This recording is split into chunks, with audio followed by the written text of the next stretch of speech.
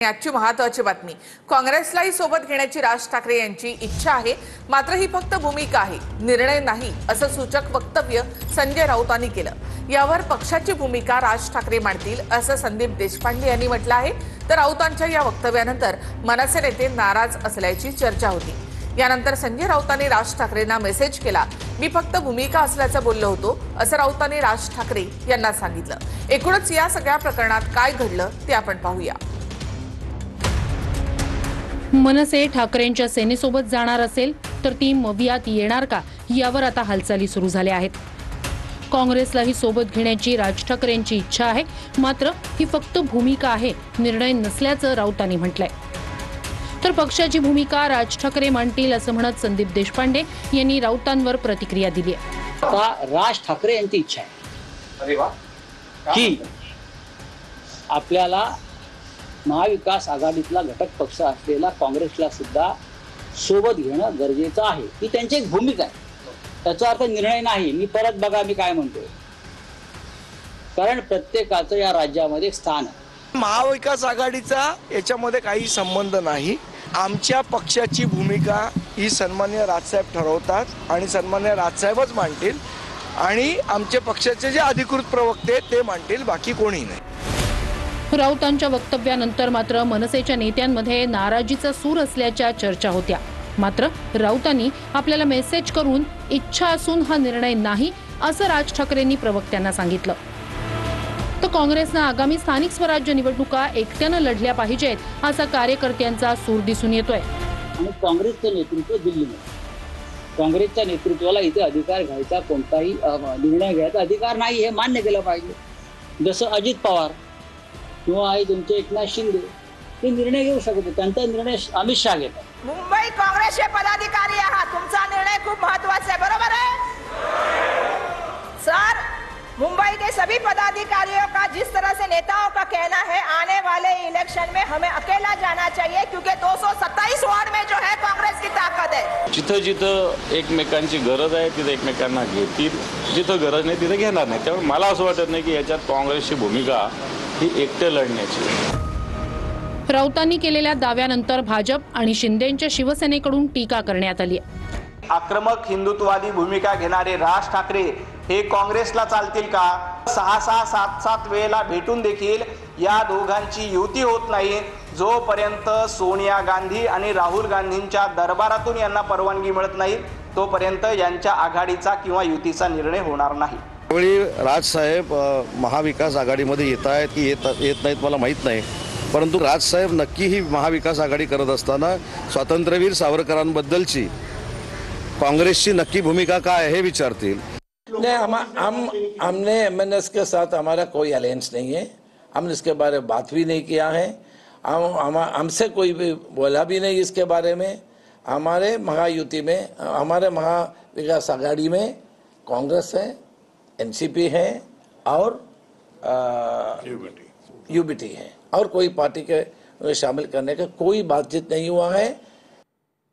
संजय राऊत यांची पत्रकार परिषदेच्या दरम्यान तब्येत बिघडली होती। फोर्टिस रुग्णालयामध्ये त्यांच्या तपासण्या करण्यात आल्या आणि त्यानंतर त्यांना डिस्चार्जही मिळाला। माझी तब्येत आता बरी आहे, उद्या निवडणूक आयोगाची भेट घेण्यासाठी शिष्टमंडळामध्ये सहभागी होणार, अशी प्रतिक्रिया त्यानंतर संजय राऊत यांनी दिली आहे। संजय राऊतांना 11 वाजता पत्रकार परिषदेदरम्यान अस्वस्थ वाटलं। पत्रकार परिषदेनंतर राऊतांना फोर्टिस हॉस्पिटलमध्ये नेण्यात आलं। फोर्टिस हॉस्पिटलमध्ये राऊतांच्या विविध तपासण्या करण्यात आल्या।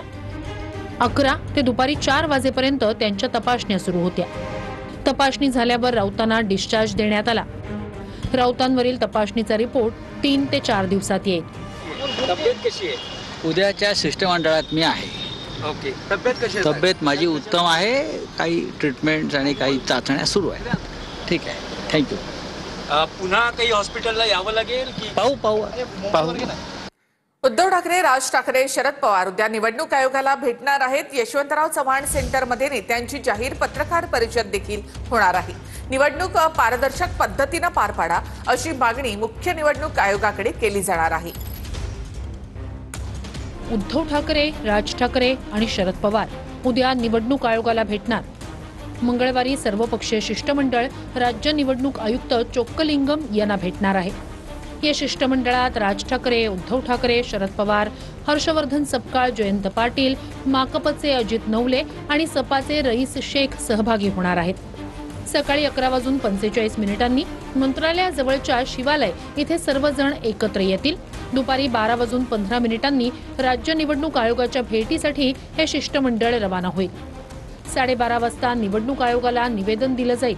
1:30 वाजता या नेत्यांची जाहीर पत्रकार परिषद यशवंतराव चव्हाण सेंटरमध्ये पार पडेल. या सर्व आयोजनाची जबाबदारी बाळा नांदगावकर आणि संजय राऊत यांच्यावर टाकण्यात आली आहे. आम्ही सगळे उरलेले लोक महाराष्ट्रात आहोत. आम्ही महाराष्ट्रात निर्णय घेऊ आणि उद्याच्या शिष्टमंडळामध्ये महाराष्ट्र नवनिर्माण सेनेचे अध्यक्ष राज ठाकरे, उद्धव ठाकरे आणि इतर माननीय शरद पवार साहेब सामील होत आहेत. धनंजय मुंडे यांनी जरांगे यांना इशारा दिलाय. वंजारांचं 2% आरक्षण काढा असं जे बोलतायत त्यांना टक्क्यामध्ये सुद्धा ठेवणार नाही असा इशारा धनंजय मुंडेंनी दिला. अहिल्यानगरच्या वाडगाव थाटेमध्ये वंजारी समाज बांधवांचं उपोषण होतं. या उपोषणकर्त्यांसोबत माजी मंत्री धनंजय मुंडेंनी फोनवरून संवाद साधलाय. हैदराबाद गॅझेटनुसार इतरांना फायदा मिळत असेल तर आम्हालाही एसटीचा फायदा मिळावा. धनंजय मुंडेंनी अहिल्यानगरमधील वाडगाव थाटे इथल्या आंदोलकांशी संवाद साधताना जरांगेंवर निशाणा साधला. वंजाऱ्यांचं 2% आरक्षण काढा म्हणणाऱ्यांचा टक्का पण ठेवणार नाही अशी आक्रमक भूमिका धनंजय मुंडेंनी घेतली. आंदोलकांना उपोषण सोडण्याचं आवाहनही धनंजय मुंडेंनी केलंय. जर त्या हैदराबादच्या गॅजेटमध्ये इतर कोणाला आरक्षणाचा फायदा मिळत असेल तर आम्हाला सुद्धा त्या हैदराबादच्या गॅजेट प्रमाणे एसटीचा फायदा मिळाला पाहिजे. इतरांना जर त्या गॅजेटचा फायदा होत असेल, त्या गॅजेट मधला एका शब्दाचा फायदा आरक्षणासाठी होत असेल तर तो आम्हाला सुद्धा झाला पाहिजे. पण आता 2% सुद्धा काढा म्हणून काही जण बोलायला लागले. जे बोलायला लागलेत ना 2% सुद्धा वंजाऱ्यांचं काढा. जे तुम्हाला आम्हाला गुलामीचं गॅजेट म्हणून हिनवायचं, बंजारा असेल, मराठा असेल, ज्यांचं निघाल. आता तुम्ही म्हणालात की आम्हाला हैदराबाद गॅजेट प्रमाणे एसटी आरक्षण द्या. यांचा फायदा असला ना हे काही चिवडायला तयार आहेत. काही पण लोक जरी म्हणले अरे ती घाण आहे ती चिवडू नको तरी ती चिवडायला बसलेत. पंकजा मुंडे यांनी शेतकऱ्यांना अंधारामध्ये ठेवून गोपीनाथ मुंडेंनी उभारलेला कारखाना विकला असा आरोप शेतकरी नेते कुलदीप करपेंनी केलाय. कोणतीही कायदेशीर प्रक्रिया न राबवता पंकजा मुंडेंनी कारखाना विकला असं करपेंनी म्हटलंय. पंकजा मुंडे आणि संचालक मंडळाने शेतकऱ्यांसह सभासदांना अंधारात ठेवून वैद्यनाथ कारखान्याची विक्री केल्याचा आरोप शेतकरी नेते कुलदीप करपे यांनी केलाय. गोपीनाथ मुंडेंनी उभारलेला कारखाना कोणतीही कायदेशीर प्रक्रिया न राबवता विकल्याचा दावा करपेंनी केला आहे. शेतकऱ्यांचे, कामगारांचे आणि बँकांचे थकीत पैसे दिवाळीपर्यंत द्यावेत, अन्यथा हायकोर्टात याचिका दाखल करणार असा इशाराही कुलदीप करपे यांनी दिलाय. शेतकऱ्यांना अंधारात ठेवून सरकारच्या नियमांना पायदळी तोडवून कारखाने विकायला लागले. सहकाराचं या ठिकाणी वाटोळा करायला लागले. त्या गैरव्यवहाराची चौकशी करा आणि दोषींवर गुन्हे दाखल करा. पंकजाताई मुंडे चेअरमन असलेल्या संचालक मंडळानं ओंकार ग्रुपच्या संचालकासोबत संगनमत करून या इतर लोकांची देणी द्यायचीच नाहीत असा जाणीवपूर्वक हट्ट धरून हा कारखाना विकलाय. येणाऱ्या दिवाळीपर्यंत यांचे थकीत पैसे नाही दिले गेले, यांच्या गाळपाची सोय नाही केली गेली तर हायकोर्टामध्ये आम्ही यांच्या विरुद्ध पिटिशन करू. क्रांतिकारी शेतकरी संघटनेनं आणखी कोणत्या मागण्या केल्या आहेत तेही पहा. ऊस उत्पादक शेतकऱ्यांचे प्रत्येकी 10,000 रुपये अनामत ठेवी एकूण 1 कोटी रुपये व्याजासह परत द्यावेत. 7,500 संस्थापक सभासद ऊस उत्पादकांचे भाग भांडवल प्रत्येकी 10,000 रुपये प्रमाणे 7,50,00,000 रुपये व्याजासह परत द्यावेत. कारखान्यामधल्या कामगारांचे थकीत पगार, सेवानिवृत्ती वेतन, इतर लाभांश भत्ते तात्काळ द्यावेत. मागील 10 वर्षात थकीत असलेली FRPची रक्कम 15% विलंब व्याजासह देण्यात यावी. यावर्षी वैद्यनाथ कारखाना कार्यक्षेत्रातील ऊस गाळप कुठे करायचे या प्रश्नाचं उत्तर देखील द्यावं. रवींद्र धंगेकर यांनी चंद्रकांत पाटलांवर आणखी एक मोठा आरोप केला आहे. चंद्रकांत दादांमार्फत माझ्यावर मकोका लावण्याची तयारी सुरू आहे असा आरोप रवींद्र धंगेकर यांनी केला. निलेश काळवळची टोळी समीर पाटील चालवतोय असा आरोपही धंगेकर यांनी केलाय. रवींद्र धंगेकरांनी चंद्रकांत पाटील यांच्यावर पुन्हा एकदा मोठा आरोप केलाय. चंद्रकांत पाटील यांच्यामार्फत माझ्यावर मोक्का लावण्याची तयारी सुरू असल्याचा आरोप रवींद्र धंगेकर यांनी केलाय. आणि माझे गुन्हे कसे दाखल करायचे हो दादांच्या मार्फत आता तिथं तो पोलीस खात्यात चालू आहे माझ्या. चंद्रकांत पाटील तुमच्यावर मोक्का लावणार. मग आता समीर पाटीलची भाषेत तो बोलतोय ना. समीर पाटील बोलला की दंगे करून मोका करा. मग माझ्या अजून पोलीस खात्यामध्ये अनेक माझे मित्र आहेत. फक्त आता आदेश आलेला आहे, फक्त तुमचं दाखल करायचं. निलेश गायकवाडची टोळी कोण चालवतो तुम्ही असं म्हणालात की समीर पाटील. समीर पाटील. दंगेकर भाऊ त्यांना आता शांत केलेलं आहे. जर त्यांच्या केसाला धक्का लागला ज्याची भीती आम्हाला वाटते त्याला पूर्णपणे सरकार जबाबदार असेल. 100 कोटींचा मालक व्हायचं असेल तर चंद्रकांत दादांकडे जा असं मी काही जणांना सांगितलंय, असा टोला धंगेकरांनी लगावला. काल रवींद्र धंगेकर यांनी एकनाथ शिंदेंची भेट घेतली होती. त्यानंतर महायुतीत दंगा नको असं शिंदे म्हणाले होते. दंगेकरांना मी सांगितलेलं आहे की महायुतीमध्ये दंगा नको. पोलीस आयुक्तांशी देखील माझी चर्चा झालेली आहे. कुठल्याही गुन्हेगाराला पाठीशी घातलं जाणार नाही, कुठल्याही गुन्हेगाराला माफ केलं जाणार. मला कोणी असं सांगितलं नाही की पुण्याच्या गुन्हेगारीवर बोलू नको. एकनाथ शिंदेनी सांगितलं नाही. कसं सांग, त्यांनी उलट म्हणले की पुण्यातली कुठल्या गुन्हेगारांना क्षमा करू नका. मी पोलीस आयुक्तांशी बोललोय, पुण्यातली गुन्हेगारी थांबवा. मी बोललो तेच बोलतात ते. दंगेकरांनी केलेल्या आरोपांनंतर समीर पाटील धंगेकरांना नोटीस पाठवणार आहेत. धंगेकरांनी पुरावे न देता माझा गँगशी संबंध असल्याचं सांगत बदनामी केली आहे. केलेल्या आरोपाचा खुलासा करा, अन्यथा कारवाईला सामोरे जा. फक्त आरोप नको तर पुरावे दाखवा, अन्यथा फौजदारी आणि कोर्टातील दोन्ही कारवाईला सामोरे जा, असं समीर पाटील म्हणाले. दंगेकरांच्या आरोपांनंतर भाजपनं पत्रकार परिषद घेत पलटवार केलाय.